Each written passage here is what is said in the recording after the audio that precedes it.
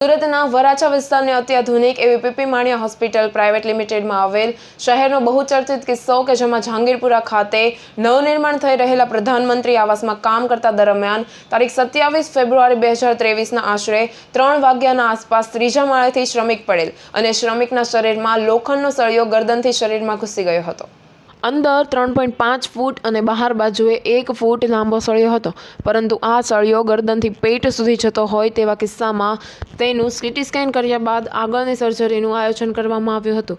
જરૂરી બધા જ રિપોર્ટ કર્યા બાદ અને 4 લોહીની બોટલો આપ્યા બાદ તેનું રાત્રિના 10 વાગ્યાથી ડૉક્ટર ગગનભાઈ સાબુ, જનરલ સર્જન સહિત અનેક ડૉક્ટરો દ્વારા સર્જરી કરવામાં આવી હતી અને આ સર્જરીમાં આયોજન મુજબ પહેલા પેટના ભાગે ચીરો મૂકી આંતરડા અને કિડનીની તપાસ કર્યા બાદ તે જે નાની ધમનીને નુકસાન થયું હતું તેનું બ્લીડિંગ રોકવામાં આવ્યું હતું અને ત્યારબાદ જમણી બાજુની છાતીને ચીરીને સળિયાને કારણે જે કંઈ ફેફસાના શ્વાસના માર્ગને નુકસાન થયું હતું અને આ સળિયાને કારણે ફેફસા અને આંતરડાની વચ્ચે આવેલ પડદાને નુકસાન થયું હતું। શ્વાસનળી અને આ ડાયાફ્રામનું રિપેરિંગ કરવામાં આવ્યું હતું। આ સળિયો હૃદયને સ્પર્શી છે, લીવરથી લઈને કિડનીથી આગળ પહોંચી ગયો હતો। આમ દરેક શરીરના ભાગને બરાબર નિરીક્ષણ કરી અને જ્યાં ઈજા થયો હોય તો તેવા કિસ્સામાં તેનું રિપેરિંગ કરીને શરીરમાંથી લોખંડના સળિયો બહાર કાઢ્યો હતો।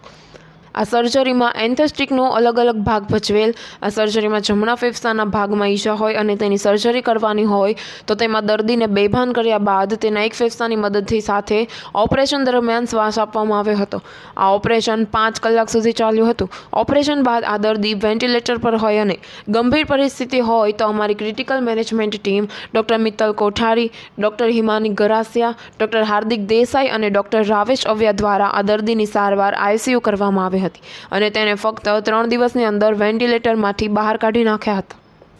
हार्ट और सब चीज़ को चेक करेंगे तो वो सब चेक किया, दोनों बाजू में छाती में उसको नलिया डाली और मैनेज किया।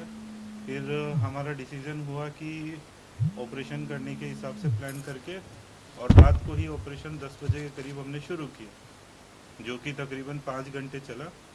ऑपरेशन में हमारे लिए सबसे ज़्यादा चैलेंजिंग 3 इम्पोर्टेंट चीज़ें थी।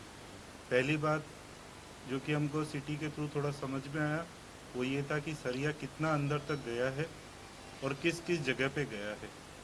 दूसरी बात, जिस जिस जगह गया है वो जगह पे जो चोट लगी है उसको सही करना और जो भी एक्सेसिव ब्लीडिंग हो रही है अंदर उसको रोकने का। और तीसरा और सबसे ज़रूरी बात, सरिया को कैसे निकालें। 24 घंटे रखा। 24 घंटे रखने के बाद उनको होश आया। होश आने के बाद उनको खुद से ब्रीडिंग करने की ट्रायल दी।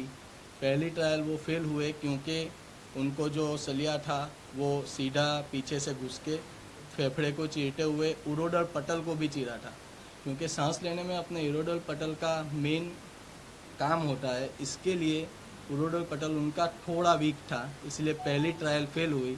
लेकिन 12 घंटे के बाद हमने दूसरी ट्रायल दी। दूसरी ट्रायल सक्सेसफुल हो गई और पेशेंट को हमने 36 घंटे के अंदर वेंटिलेटर से बाहर निकाल दिया और विदाउट एनी सपोर्ट पेशेंट अच्छी तरह बोलने लगा था और अच्छी तरह सब कुछ उसका मूवमेंट, पावर सब कुछ ठीक था।